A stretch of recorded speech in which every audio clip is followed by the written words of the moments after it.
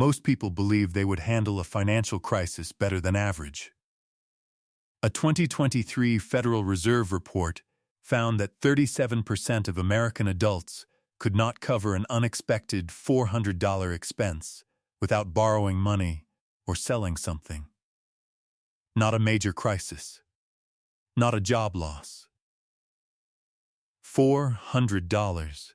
And yet in that same survey, over 70% of respondents described their financial situation as either good or okay. The gap between how people feel about their finances and what their finances can actually withstand is one of the most dangerous gaps in modern personal finance. But here's the thing. Financial stability is not about income. It is not about how much you earn. It is about 6 specific rules that create a structure strong enough to hold, regardless of what happens around it. Today, I am breaking down those exact 6 rules. The number most people anchor their financial identity to is their salary. Whatever they earn, that number becomes the measure of how well they are doing.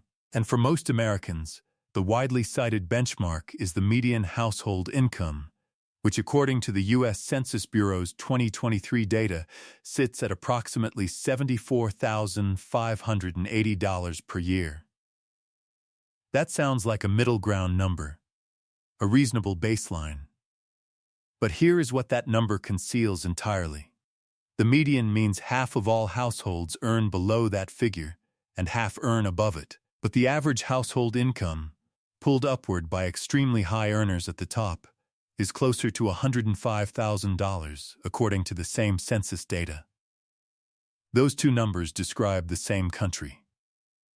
The gap between them tells you that a relatively small number of very high earners are distorting what average looks like for everyone else. If your household earns $74,000, you are not behind the average. You are exactly at the midpoint of the entire country. But here is the more important truth. Income alone tells you almost nothing about financial stability. A household earning $74,000 with 6 months of emergency savings, 0 consumer debt, and consistent investment contributions is more financially stable than a household earning $150,000 with a car payment, credit card balances, and no liquid savings. The number on your paycheck is the starting point. The 6 rules are what you build with it. The first rule is the one most people have heard and the fewest people have actually implemented. Build a liquid emergency fund covering 3 to 6 months of essential expenses and keep it completely separate from your regular spending accounts. According to Bankrate's 2024 Annual Emergency Savings Report, only 44% of Americans could cover a $1,000 emergency from savings alone. That means more than half the country is one car repair, one medical bill, or one unexpected home maintenance issue away from going into debt. And debt taken on under emergency conditions almost always carries the highest interest rates. Credit cards averaging 22% according to the Federal Reserve's 2024 data, which turns a single bad month into a financial setback that takes years to fully recover from. Think about someone like Rachel.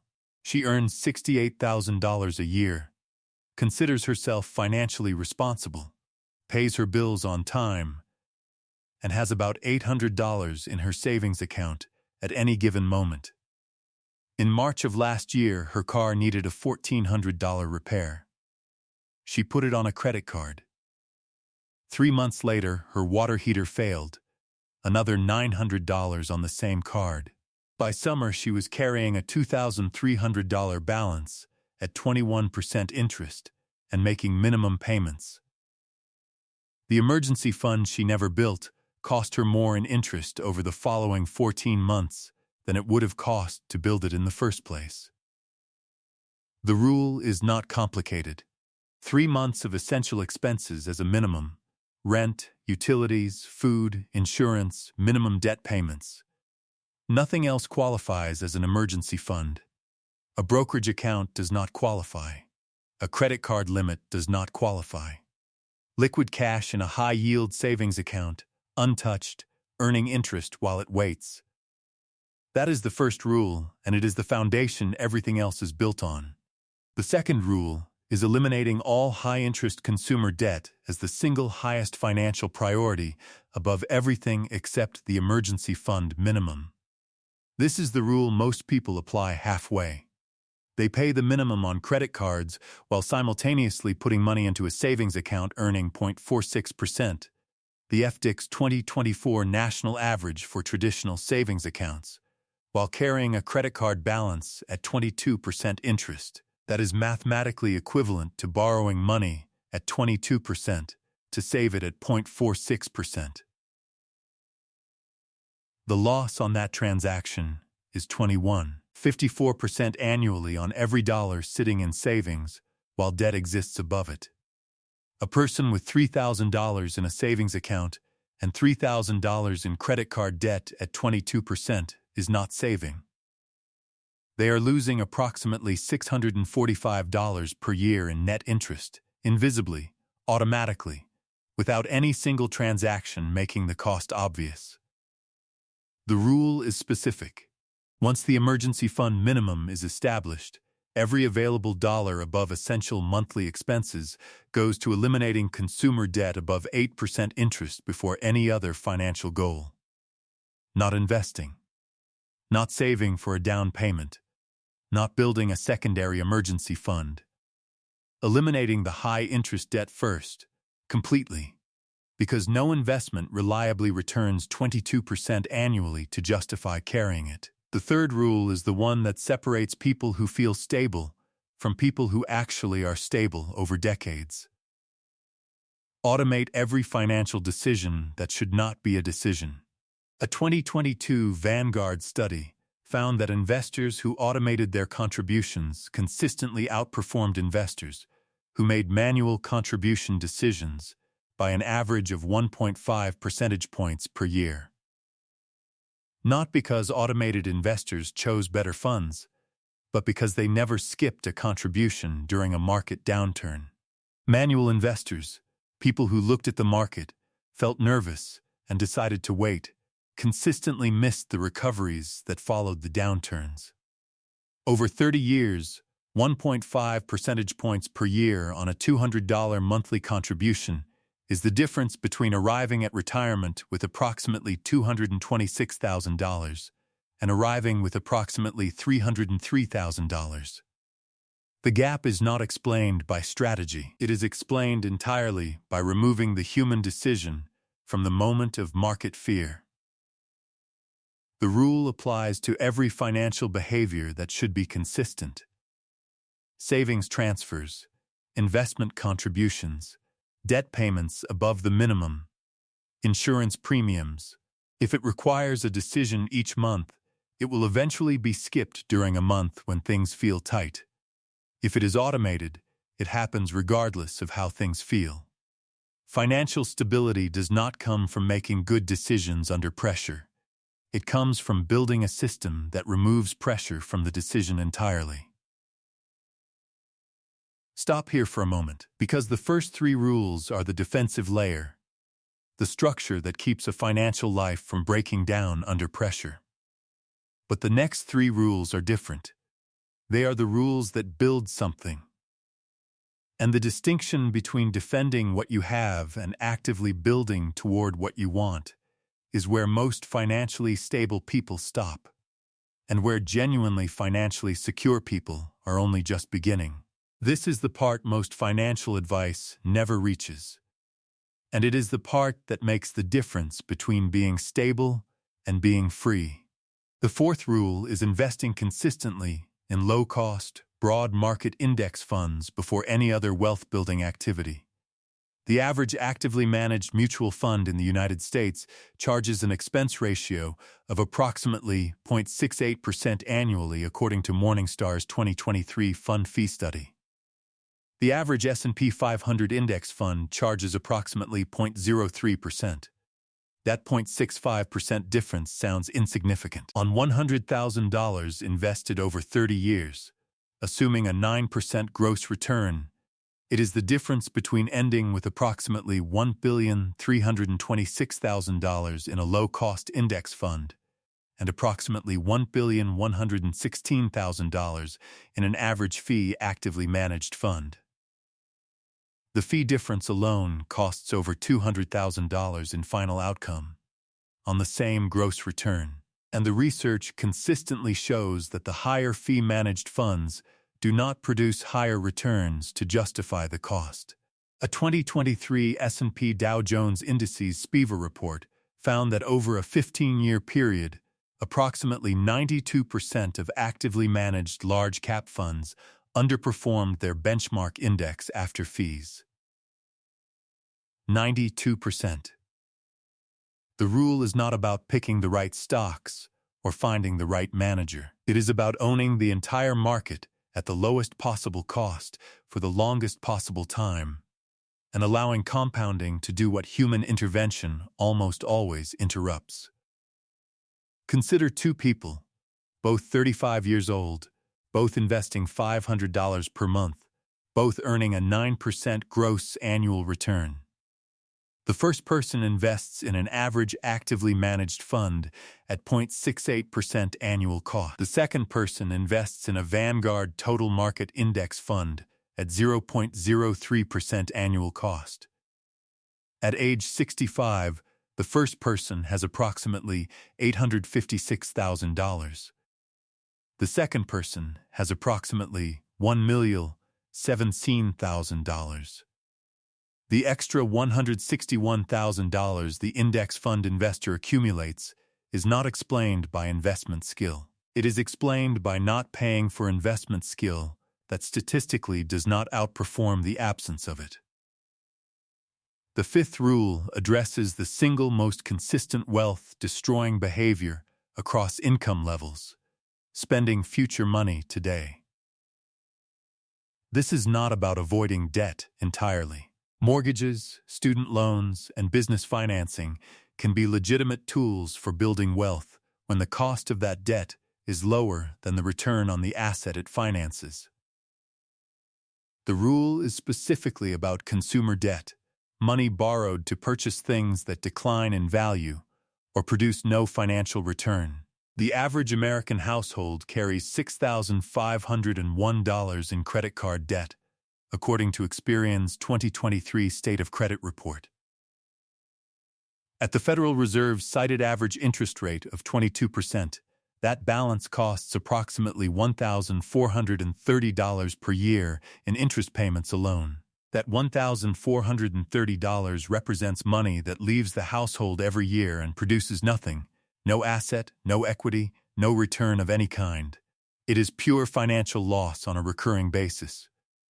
The rule is treating consumer debt not as a normal feature of financial life, but as a financial emergency in the same category as a broken transmission or a failed appliance, something to be eliminated as rapidly as possible and prevented from recurring through a simple system. That system is spending only money that has already been earned, with one specific exception: purchases that directly generate a return greater than their cost. Everything else is paid with cash or not purchased until the cash exists. Now zoom out entirely. According to the Credit Suisse Global Wealth Report 2023, the median wealth per adult globally is approximately $8,654. Half of all adults on Earth have a total net worth below that figure. An American household with a fully funded emergency fund, zero consumer debt, consistent index fund contributions, and a modest retirement account is not average. By global standards, they are in the top 15% of all adults in terms of financial security. The reason this does not feel true is not because it is not true. It is because financial well-being is experienced relative to the people immediately around you: your neighborhood, your social circle, your colleague's car, your friend's holiday, not relative to the global distribution of wealth that the data actually reveals.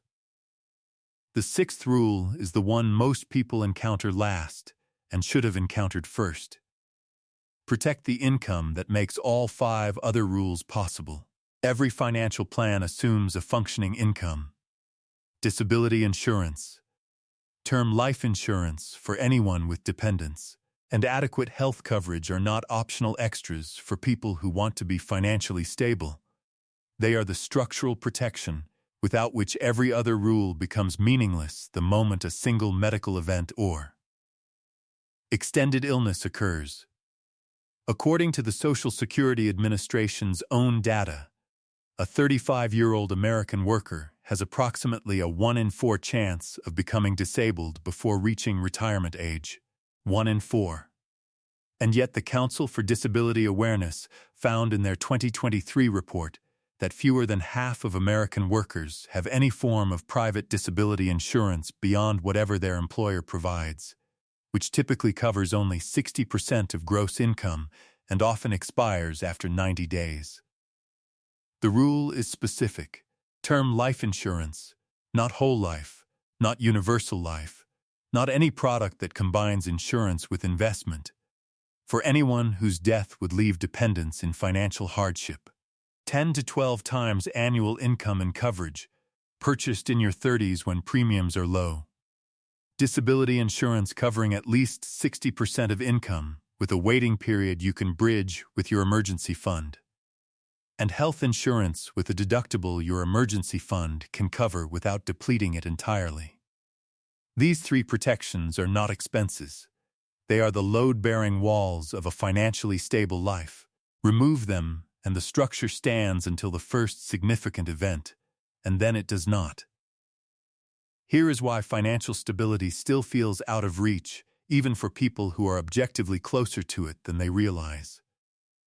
The reference point for how you are doing financially is almost never the global median or the national data. It is the person next to you. Your neighbor who just bought a new car. Your colleague who mentioned their kitchen renovation. Your university friend whose social media documents a life that appears effortlessly funded. What that reference point does not show you is the debt behind the car, the home equity loan behind the renovation, or the credit card balance behind the holidays. You are comparing your internal financial reality, the anxiety, the constraints, the trade-offs, to other people's external financial presentation. That comparison is not just inaccurate. It is systematically biased toward making you feel worse than your actual position warrants. A 2022 study in the Journal of Economic Psychology found that people consistently overestimate the income and net worth of their social peers by an average of 30%. You are measuring yourself against a number that does not exist, and finding yourself lacking against a standard that was never real. The 6 rules do not require a high income. They do not require a financial background.